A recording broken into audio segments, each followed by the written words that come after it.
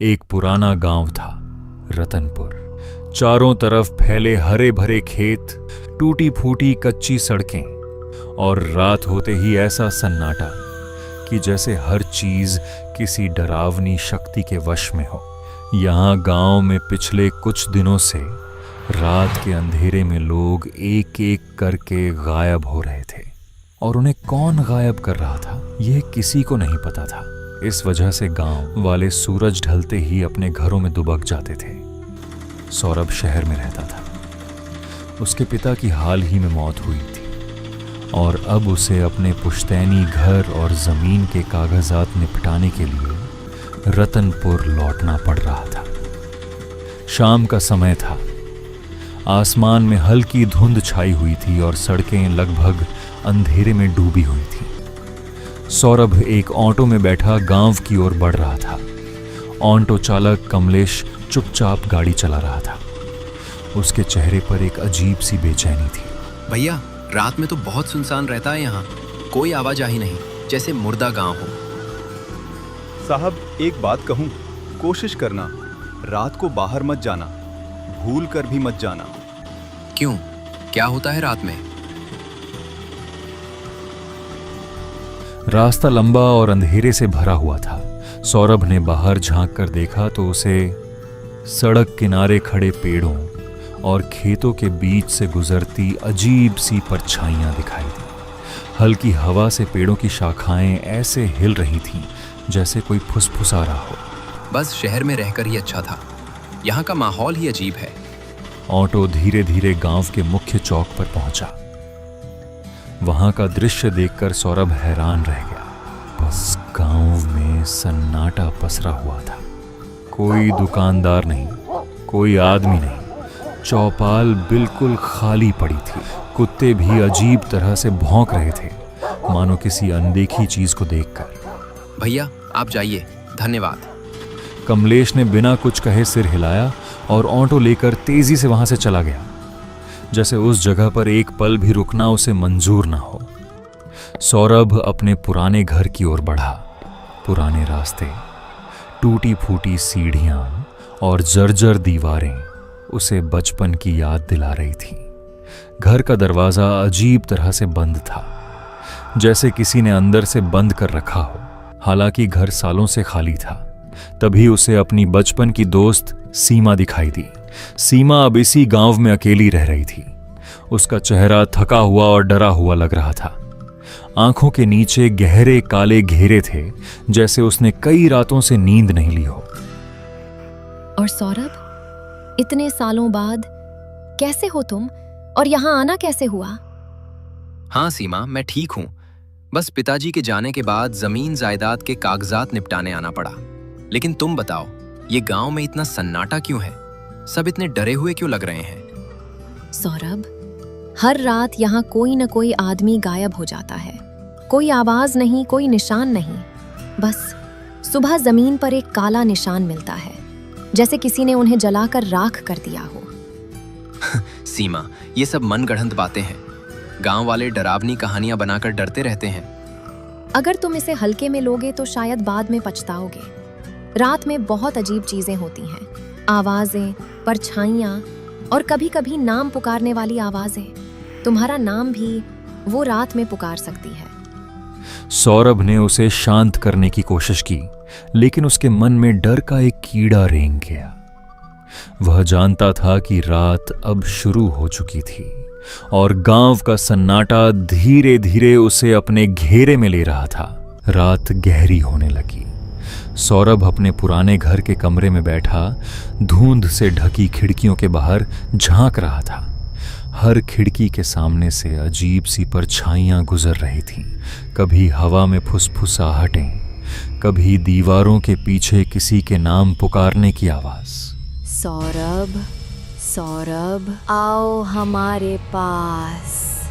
सौरभ ने अपने कान बंद कर लिए। उसने सोचा यह सब उसका वहम है, लेकिन आवाजें बंद नहीं हुई, वे और तेज होती गईं। ये सब अजीब है, बहुत अजीब। लेकिन मुझे डरना नहीं है। कल सुबह कागजात पूरे करने हैं। वह डरते डरते सो गया। लेकिन नींद में भी उसे वही फुसफुसाहटें सुनाई देती रहीं, जैसे कोई उसके कान में लगातार कुछ कह रहा हो। अगले दिन सौरभ गांव की गलियों में घूमने निकला। हर घर का दरवाजा शाम होते ही बंद हो जाता था, कोई बाहर नहीं दिखता था।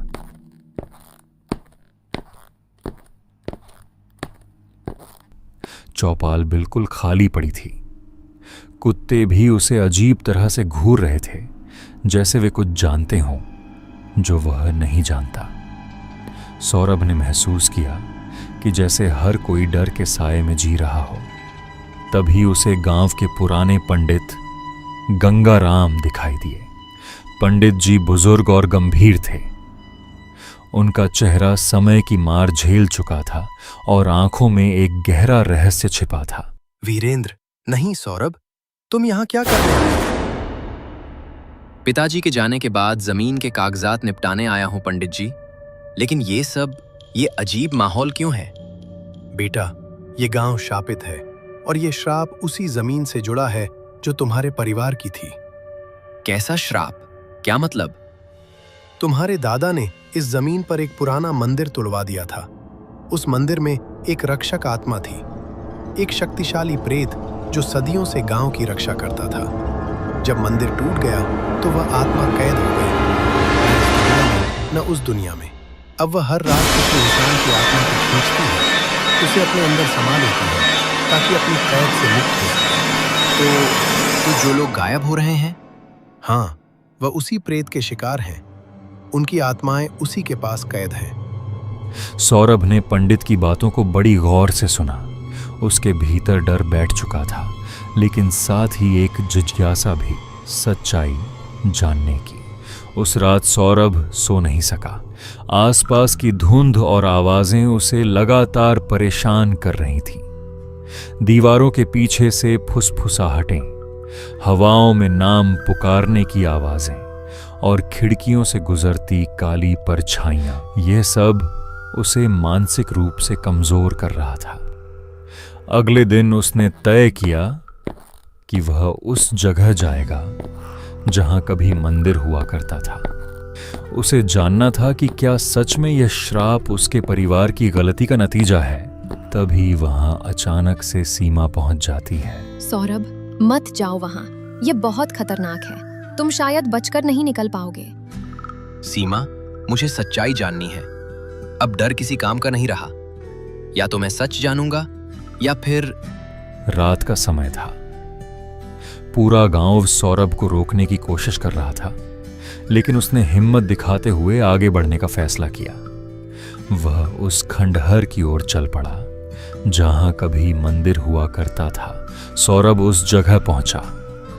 चारों तरफ जली हुई मिट्टी, टूटी फूटी दीवारें और बीच में एक पुराना बुझा हुआ दिया पड़ा था। वहां की हवा में सड़न की बदबू थी और इतना सन्नाटा था कि उसकी अपनी सांसों की आवाज बस भी तेज लग रही थी। सौरभ ने धीरे से वह दिया उठाया और जलाया। जैसे ही लौ उठी, जमीन हिलने लगी, हवा में सिसकारियां गूंजने लगीं, ऐसी आवाजें जैसे सैकड़ों लोग एक साथ रो रहे हों। ये क्या हो रहा है? तभी पीछे से एक आवाज आई। सौरभ ने घूम कर देखा। सीमा वहां खड़ी थी, लेकिन उसका चेहरा बदल चुका था। उसकी आंखों में अब कोई इंसानियत नहीं थी, बल्कि एक शैतानी शक्ति दिख रही थी। उसका चेहरा पीला पड़ चुका था, आंखों से खून बह रहा था और उसके पैर जमीन से ऊपर थे। सीमा, तुम यहाँ कैसे? सीमा? वो तो बहुत पहले मर चुकी है। मैं वही राक्षसी आत्मा हूँ जो तुम्हारे दादा ने कैद कर दी थी। सालों से मैं सीमा के शरीर में रहकर गांव के लोगों को मार रही हूँ, उनकी आत्माओं को खा रही हूँ ताकि अपनी कैद से मुक्त हो सकूं। और अब तुम्हारे लौटने से मेरी कैद पूरी तरह टूटने वाली है। नहीं, ये नहीं हो सकता। सीमा मेरी दोस्त थी। तुम्हारी दोस्त? वो तो सिर्फ एक मुखौटा था। असलियत तो ये है, देखो मेरा असली रूप। अचानक सीमा का शरीर पिघलने लगा। उसकी खाल उतरने लगी और अंदर से एक भयानक आकृति निकलने लगी।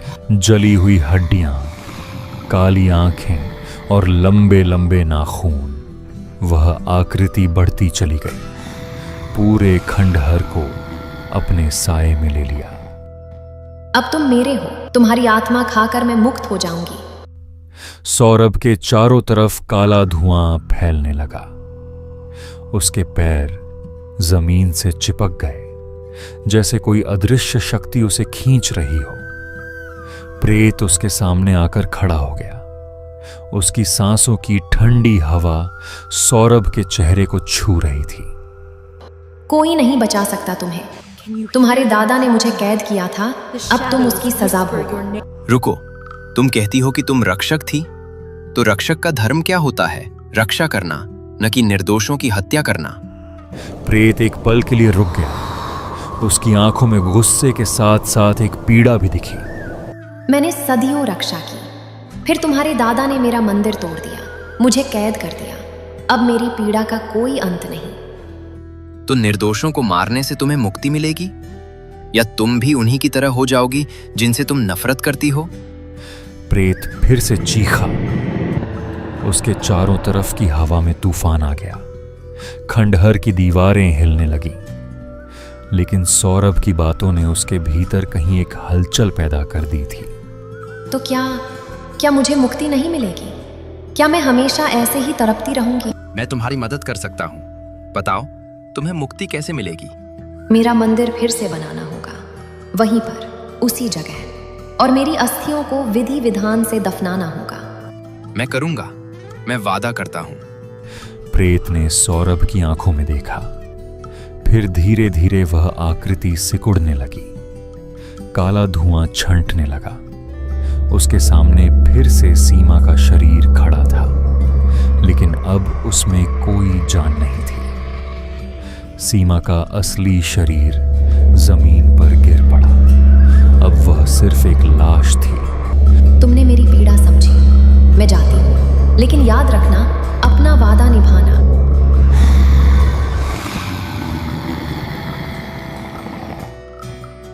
हवा में एक हल्की सी फुसफुसाहट गूंजी और फिर सब शांत हो गया। प्रेत का अस्तित्व समाप्त हो चुका था। सीमा का शरीर वहां पड़ा था। अब वह सिर्फ एक मृत देह थी, जिसमें सालों से कोई और रह रहा था। अगली सुबह जब सूरज निकला तो पहली बार रतनपुर गांव में रोशनी थी। सिर्फ सूरज की नहीं, बल्कि उम्मीद की भी। गांव वाले धीरे धीरे अपने घरों से बाहर निकले। उन्होंने देखा कि खंडहर के पास सौरभ खड़ा था, थका हुआ लेकिन जीवित। सौरभ ने गांव वालों को पूरी सच्चाई बताई। उसी दिन से उसने मंदिर बनवाने का काम शुरू कर दिया। कुछ ही महीनों में वहां एक छोटा सा मंदिर बन गया। प्रेत की अस्थियों को विधि विधान से वहीं दफनाया गया। उस दिन के बाद से रतनपुर गांव में कोई गायब नहीं हुआ।